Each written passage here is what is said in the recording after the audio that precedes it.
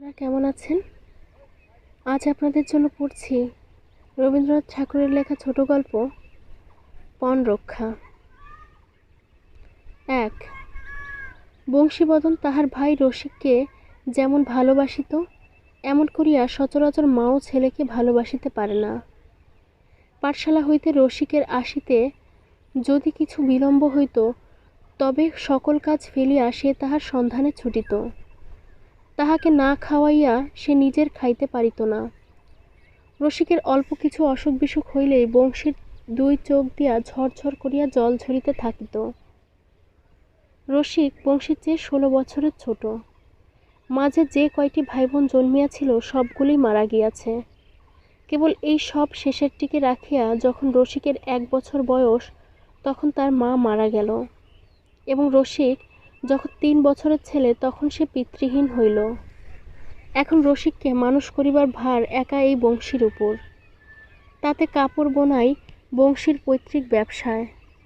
এই ব্যবসা করিয়াই বংশীর বৃদ্ধ প্রপিতামহ অভিরাম বসাক গ্রামে যে দেবালয় প্রতিষ্ঠা করিয়া গিয়াছে, আজও সেখানে রাধানাথের বিগ্রহ স্থাপিত হয়।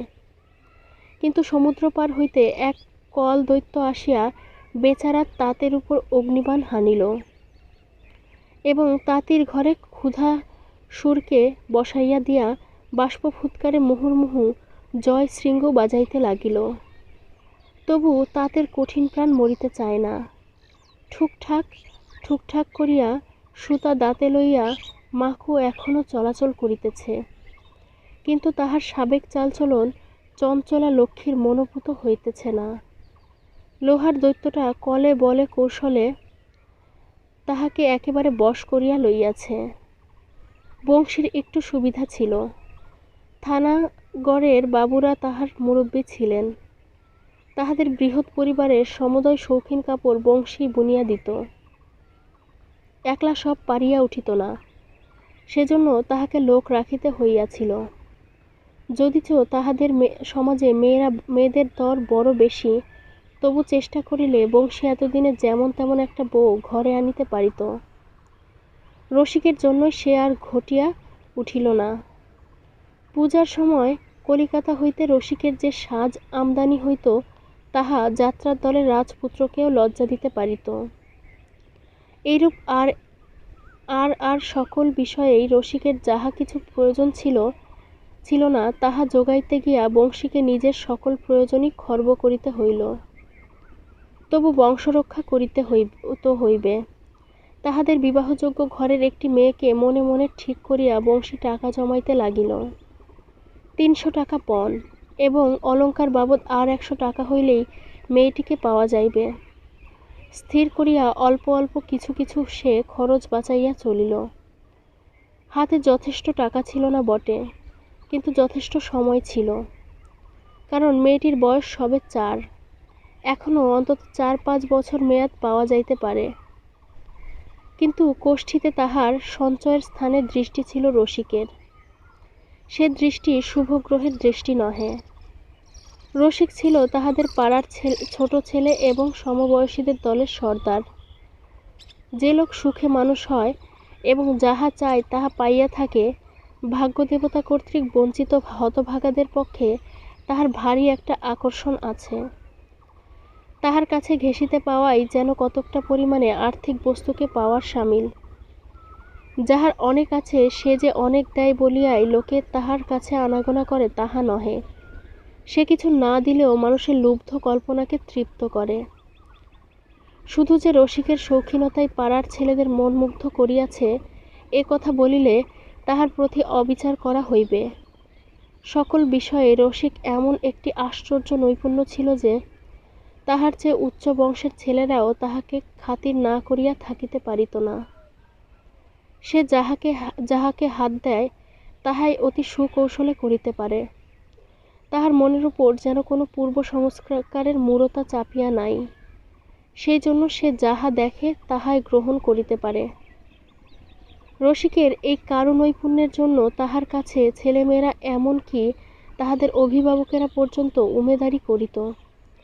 কিন্তু তাহার দোষ ছিল কি, কোনো একটা কিছুতে সে বেশিদিন মন দিতে পারিত না।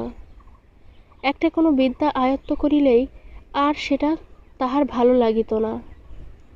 তখন তাহাকে সে বিষয়ে সাধ্য সাধনা করিতে গেলে সে বিরক্ত হইয়া উঠিত। বাবুদের বাড়িতে দেওয়ালির উৎসবে কলিকাতা হইতে আতশবাজিওয়ালা আসিয়াছিল। সে বাজি তাহাদের কাছ হইতে সে বাজি তৈরি শিখিয়া কেবল 2 বৎসর পাড়ার কালীপুজোর উৎসবকে জ্যোতির্ময় করিয়া তুলিয়াছিল। 3য় বৎসরে কিছুতেই আর তুবড়ির ফোয়ারা ছুটিল না। রসিক তখন চাপকান জব্বা পরা মেডেল ঝোলানো এক নব্য যাত্রাওয়ালার দৃষ্টান্তে উৎসাহিত হইয়া বাক্স হারমোনিয়াম লইয়া লখনৌ টুংরি সাধিতেছিল। তাহার ক্ষমতার এই খামখেয়ালি লীলায় কখনো সুলভ কখনো দুর্লভ হইয়া সে লোককে আরও বেশি মুগ্ধ করিত। তাহার নিজের দাদার তো কথাই নাই। দাদা কেবলই ভাবিত, এমন আশ্চর্য ছেলে আমাদের ঘরে আসিয়া জন্মিয়াছে, এখন কোনো মতে বাঁচিয়া থাকিলে হয়। এই ভাবিয়া নিতান্ত অকারণেই তাহার চোখে জল আসিত এবং মনে মনে রাধানাথের কাছে ইহাই প্রার্থনা করিত যে আমি যেন উহার আগে মরিতে পারি। এমনতর ক্ষমতাশালী ভাইয়ের নিত্য নতুন শখ মিটাইতে গেলে ভাবী বধূ কেবলই দূরতর ভবিষ্যতে অন্তর্ধান করিতে থাকে, অথচ বয়স চলিয়া যায় অতীতের দিকেই। বংশীর বয়স তখন 30 পার হইল। টাকা যখন 100ও পুরিল না এবং সেই মেয়েটি অন্যত্র শ্বশুরঘর করিতে গেল, তখন বংশী মনে মনে কহিল, আমার আর বড় আশা দেখি না। এখন বংশরক্ষার ভার রসিককেই লইতে হইবে। পাড়ায় যদি স্বয়ম্বর প্রথা চলিয়া থাকিত, তবে রসিকের বিবাহের জন্য কাহাকেও ভাবিতে হইত না।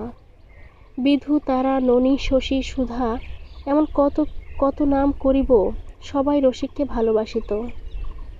রসিক যখন কাদা লইয়া মাটির মূর্তি গড়িবার মেজাজে থাকিত, তখন তাহার তৈরি পুতুলের অধিকার লইয়া মেয়েদের মধ্যে বন্ধু বিচ্ছেদের উপক্রম হইত। ইহাদের মধ্যে একটি মেয়ে ছিল সৌরভী। সে বড় শান্ত।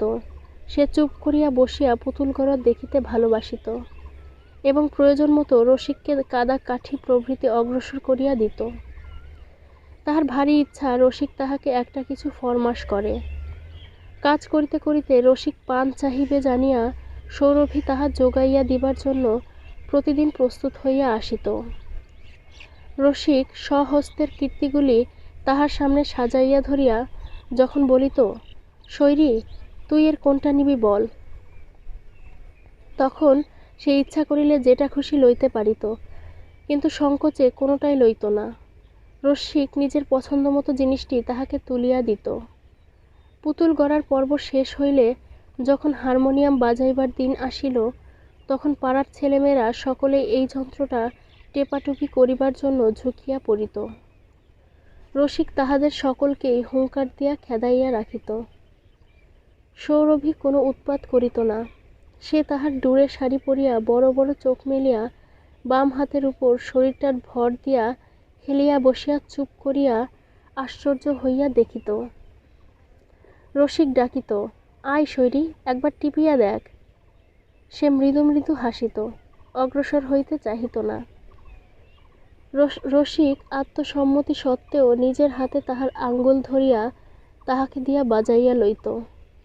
সৌরভীর দাদা গোপালও রসিকের ভক্তবৃন্দের মধ্যে একজন অগ্রগণ্য ছিল। সৌরভীর সঙ্গে তাহার প্রভেদ এই যে, ভালো জিনিস লইবার জন্য তাহাকে কোনোদিন সাধিতে হইত না। সে আপনি ফরমাস করিত এবং না পাইলে অস্থির করিয়া তুলিত। নূতন গোছের যাহা কিছু দেখিত তাহাই সে সংগ্রহ করিবার জন্য ব্যস্ত হইয়া উঠিত। রসিক কাহারও আবদার বড় সহিতে পারিত না, তবু গোপাল যেন অন্য ছেলেদের চেয়ে রসিকের কাছে কিছু বেশি প্রশ্রয় পাইত। বংশী মনে মনে ঠিক করিল, এই সৌরভীর সঙ্গেই রসিকের বিবাহ দিতে হইবে। কিন্তু সৌরভীর ঘর তাহাদের চেয়ে বড়, 500 টাকার কমে কাজ হইবার আশা নাই। 2 এতদিন বংশী কখনো রসিককে তাহার তাঁত বোনায় সাহায্য করিতে অনুরোধ করে নাই। খাটুনি সমস্তই সে নিজের ঘাড়ে লইয়াছিল। রসিক নানা প্রকার বাজে কাজ লইয়া লোকের মনোরঞ্জন করিত ইহা তাহার দেখিতে ভালোই লাগিত। রসিক ভাবিত, দাদা কেমন করিয়া যে রোজই এই এক তাঁতের কাজ লইয়া পড়িয়া থাকে কে জানে, আমি হইলে তো মরিয়া গেলেও তো পারি না। তাহার দাদা নিজের সম্বন্ধে নিতান্তই টানাটানি করিয়া চালাইত, ইহাতে সে দাদাকে কৃপণ বলিয়া জানিত। তাহার দাদার সম্বন্ধে রসিকের মনে যথেষ্ট একটা লজ্জা ছিল। শিশুকাল হইতেই সে নিজেকে তাহার দাদা হইতে সকল বিষয়ে ভিন্ন শ্রেণীর লোক বলিয়াই জানিত। তাহার দাদাই তাহার এই ধারণাকে প্রশ্রয় দিয়া আসিয়াছে। এমন সময়ে বংশী নিজের বিবাহের আশা বিসর্জন দিয়া রসিকেরই বধূ আনিবার জন্য যখন উৎসুক হইল, তখন বংশীর মন আর ধৈর্য মানিতে চাহিল না। প্রত্যেক মাসের বিলম্ব তাহার কাছে অসহ্য বোধ হইতে লাগিল।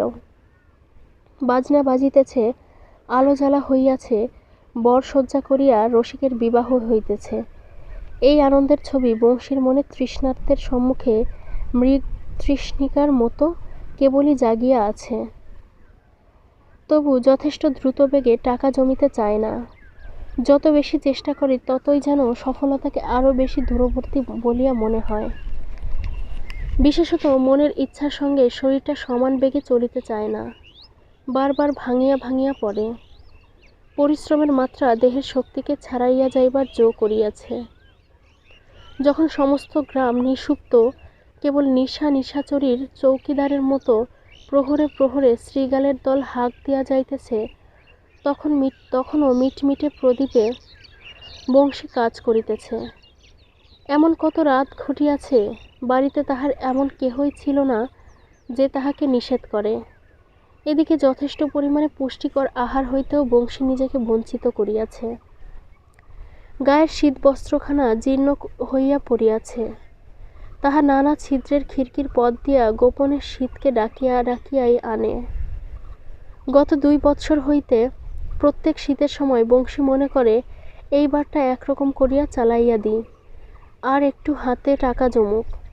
আসছে বছরে যখন কাবুলিওয়ালা তাহার শীতবস্ত্রের বোঝা লইয়া গ্রামে আসিবে, তখন একটা কাপড় ধারে কিনিয়া তাহার পরে বৎসরের শোধ করিব। ততদিনে তহবিলে ভরিয়া উঠিবে। সুবিধা মতো বৎসর আসিল না। ইতিমধ্যে তাহার শরীর টেকে না, এমন হইয়া আসিল।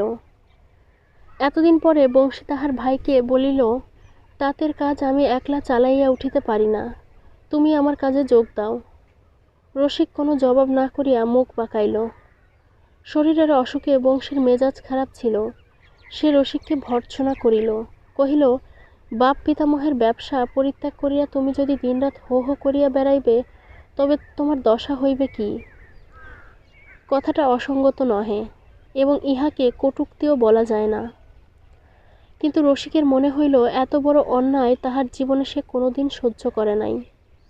সেদিন বাড়িতে সে বড় একটা কিছু খাইল না। ছিপ হাতে করিয়া চন্দনী দহে মাছ ধরিতে বসিল। শীতের মধ্যাহ্ন নিস্তব্ধ ভাঙা উঁচু পাড়ের উপর শালিক নাচিতেছে। পশ্চাতের আমবাগানে ঘুঘু ডাকিতেছে, এবং জলের কিনারায় শৈবালের উপর একটি পতঙ্গ তাহার স্বচ্ছ দীর্ঘ 2 পাখা মেলিয়া দিয়া স্থিরভাবে রৌদ্র পোহাইতেছে। কথা ছিল রসিক আজ গোপালকে লাঠি খেলা শিখাইবে। গোপাল তাহার আশু কোনো সম্ভাবনা না দেখিয়া রসিককে ভারের মধ্যেকার মাছ ধরিবার কেঁচোগুলাকে লইয়া অস্থিরভাবে ঘাটাঘাটি করিতে লাগিল। রসিক তাহার গালে ঠাস করিয়া এক চর বসাইয়া দিল। কখন তাহার কাছে রসিক পান চাহিবে বলিয়া সৌরভী যখন ঘাটের পাশে ঘাসের উপর 2 পা মেলিয়া অপেক্ষা করিয়া আছে, এমন সময়ে রসিক হঠাৎ তাহাকে বলিল, শৈরি, বড় ক্ষুধা পাইয়াছে, কিছু খাবার আনিয়া দিতে পারিস? সৌরভী খুশি হইয়া তাড়াতাড়ি ছুটিয়া গিয়া বাড়ি হইতে আঁচল ভরিয়া মুড়ি মুড়কি আনিয়া উপস্থিত করিল। রসিক সেদিন তাহার দাদার কাছেও ঘেঁষিল না। বংশীর শরীর মন খারাপ ছিল। রাত্রে সে তাহার বাপকে স্বপ্ন দেখিল। স্বপ্ন হইতে উঠিয়া তাহার মন আরও বিকল হইয়া উঠিল। তাহার নিশ্চয় মনে হইল, বংশলোপের আশঙ্কায় তাহার বাপের পরলোকেও ঘুম হইতেছে না। পরদিন বংশী কিছু জোর করিয়াই রসিককে কাজে বসাইয়া দিল। কেননা ইহা তো ব্যক্তিগত সুখ দুঃখের কথা নহে, এ যে বংশের প্রতি কর্তব্য। রসিক কাজে বসিল বটে, কিন্তু তাহাতে কাজের সুবিধা হইল না। তাহার হাত আর চলেই না। পদে পদে সুতা ছিঁড়িয়া যায়। সুতা সারিয়া তুলিয়া তাহার বেলা কাটিতে থাকে। বংশী মনে করিল ভালোরূপ অভ্যাস নাই বলিয়া এমনটা ঘটিতেছে। কিছুদিন গেলেই হাত দুরস্ত হইয়া যাইবে। কিন্তু স্বভাবপটু রসিকের হাত দুরস্ত হইবার দরকার ছিল না বলিয়াই তাহার হাত দুরস্ত হইতে চাহিল না। বিশেষত তাহার অনুগত বর্গ তাহার সন্ধানে আসিয়া যখন দেখিত সে নিতান্ত ভালো মানুষটির মতো তাহাদের বাপ পিতামহের চিরকালীন ব্যবসায় লাগিয়া গেছে, তখন রসিকের ভারী লজ্জা করিত এবং রাগ হইতে লাগিল। দাদা তাহাকে তাহার এক বন্ধুর মুখ দিয়া খবর দিল যে সৌরভীর সঙ্গে রসিকের বিবাহের সম্বন্ধ স্থির করা যাইতেছে।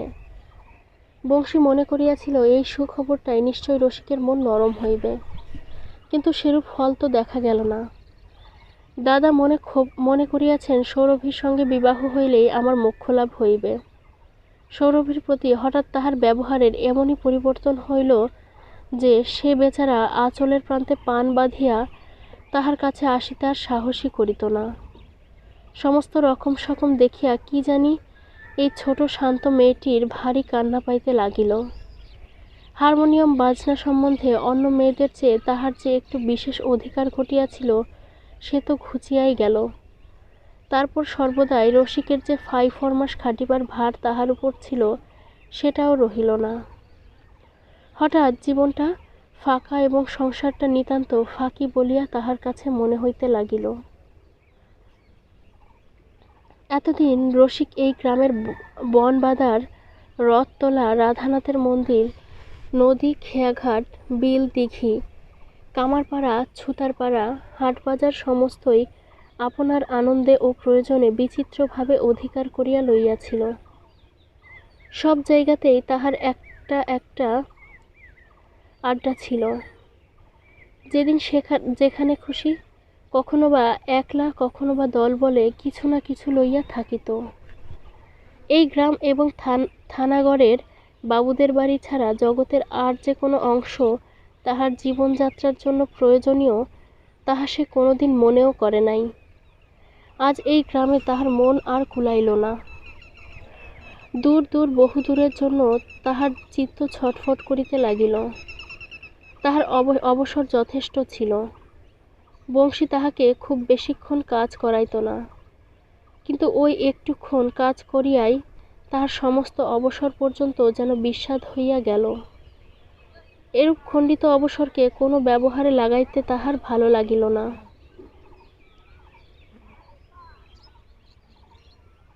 ৩ এই সময়ে থানাগড়ের বাবুদের এক ছেলে এক বাইসিকল কিনিয়া আনিয়া চড়া অভ্যাস করিতেছিল।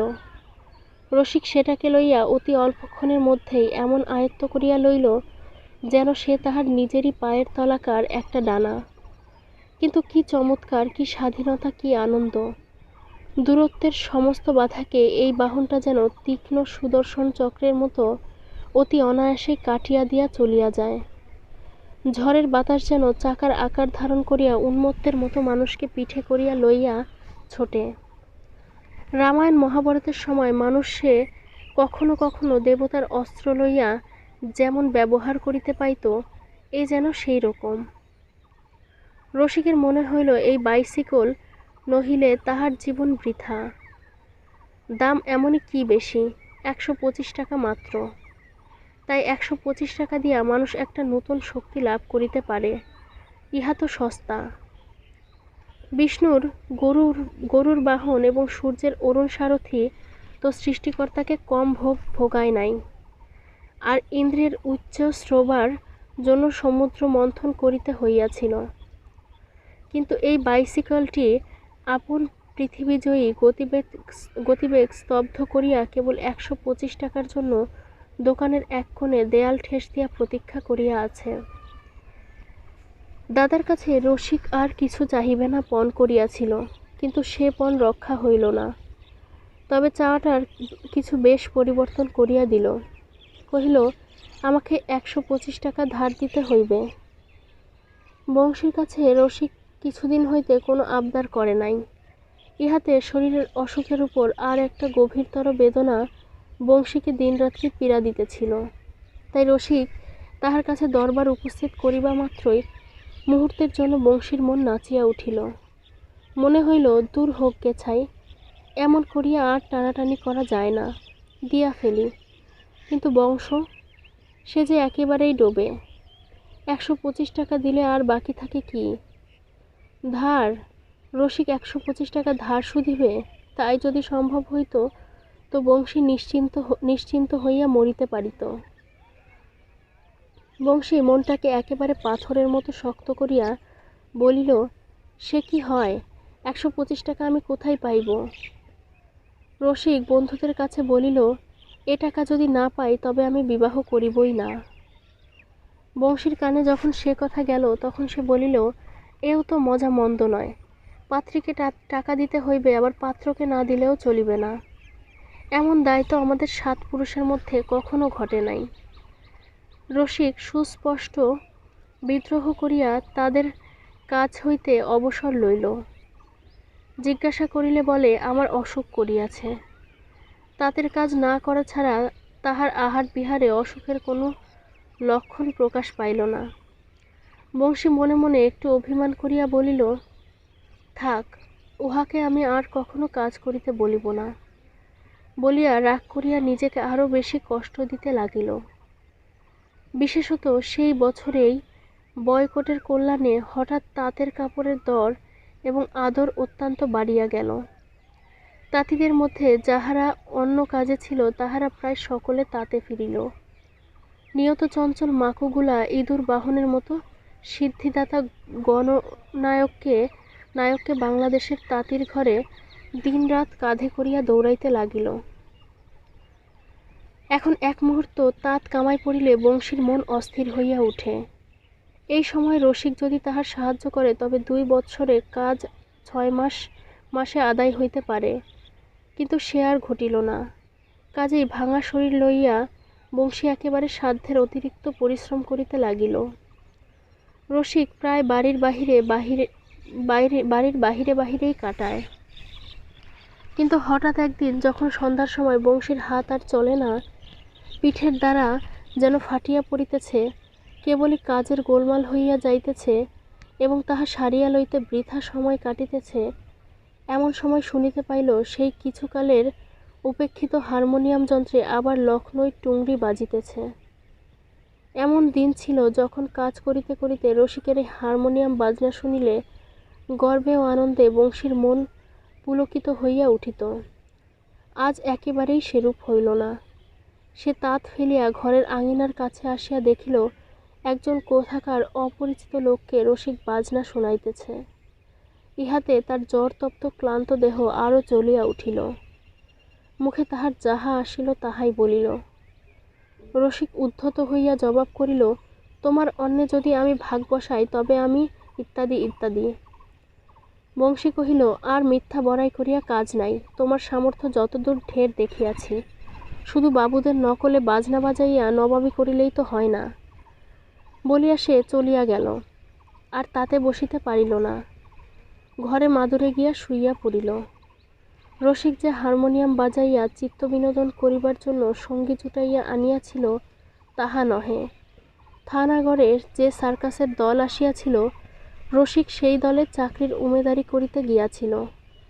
সেই দলেরই একজনের কাছে নিজের ক্ষমতার পরিচয় দিবার জন্য তাহাকে যতগুলি গথ জানে একে একে শুনাইতে প্রবৃত্ত হইয়াছিল। এমন সময় সঙ্গীতের মাঝখানে নিতান্ত অন্যরকম সুর আসিয়া পৌঁছিল। আজ পর্যন্ত বংশীর মুখ দিয়ে এমন কঠিন কথা কখনো বাহির হয় নাই। নিজের বাক্যে সে নিজেই আশ্চর্য হইয়া গেল।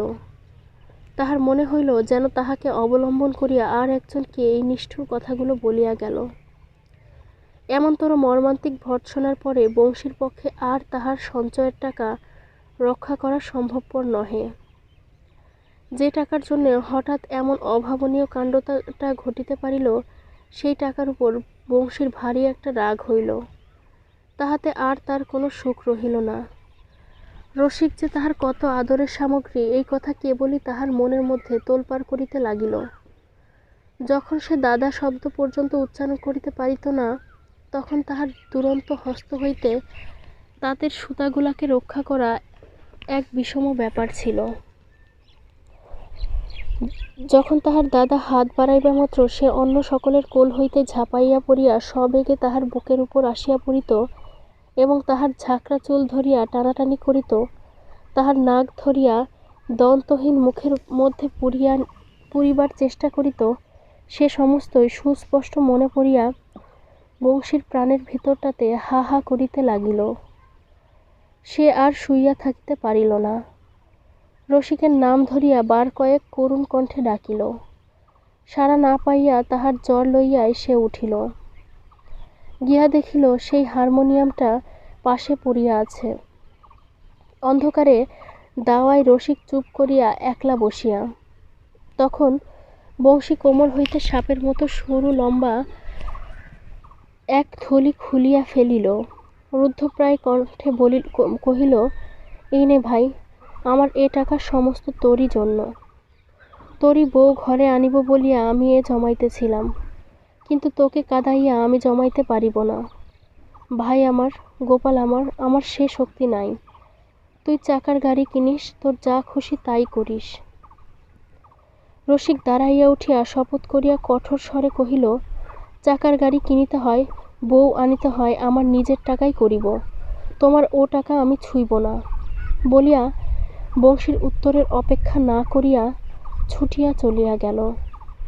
উভয়ের মধ্যে আর এই টাকার কথা বলার পথ রহিল না। কোনো কথা বলাই অসম্ভব হইয়া উঠিল।